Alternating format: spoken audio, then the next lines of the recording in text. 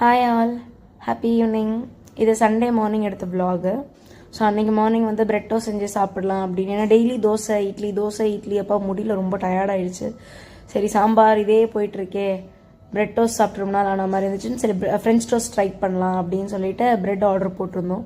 Blinkit தான் வர ரொம்ப சோம்பேறித்தனமாயிருச்சு. எதுக்குமே கடைக்கு போகிறதே இல்லை. ஒரு பிரெட் வாங்கினா கூட எதனா ஒரு சாக்கு கிடச்சா பிளிங்கிட் பண்ணிடலாம் அப்படின்னு சொல்லி தான் தோணுது. ஸோ பிளிங்கிட்டில் ஆர்டர் போட்டு வந்துருச்சு. ஸோ ப்ரெட்டோட ஃப்ரெஞ்ச் டோஸ்ட் பண்ணுறதுக்கு தேவையான எல்லா ஐட்டம்ஸும் ஆல்ரெடி நான் வச்சுருந்தேன்.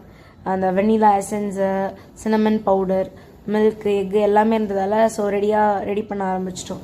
இதில் இன்னொருத்தருக்கு வந்துட்டு பீனட் பட்டர் ஒன்று வாங்கி வச்சுருந்தேன் முன்னாடி.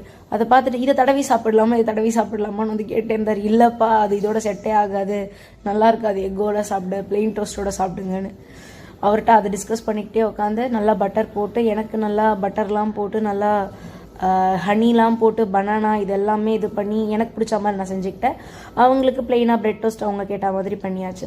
சைட் பை சைட் லஞ்சுக்கு சாம்பாரும் செஞ்சுட்டேன் அப்பயே. ஏன்னா கொஞ்சம் ஆஃப்டர்நூன் வரைக்கும் ஃப்ரீயாக இருக்கலாம் இது பண்ணும்போதே பண்ணிட்டோன்னா, இல்லைனா வந்துட்டு ரொம்ப டைம் கன்சியூமிங்காக தெரியும் அப்படின்ட்டு. உங்களுக்கு இந்த நாள் எப்படி போச்சு? பிகாஸ் சண்டே வந்துட்டு 2 மேட்ச் இருந்துச்சு. அதுவும் எஸ்பெஷலி சிஎஸ்கே மேட்ச் வேறு. அதில் வின் பண்ணுவாங்களா மாட்டாங்களான்னு எல்லாரும் நைட் 11 o'clock ஆச்சுன்னு நினைக்கிறேன் இவங்க பார்த்துட்டு வந்து தூங்கவே. அவ்வளோ நேரம் உட்காந்து பார்த்துட்டு இருந்தாங்க. உங்களுக்கு டே எப்படி போச்சுன்னு கமெண்ட்ஸில் சொல்லுங்கள்.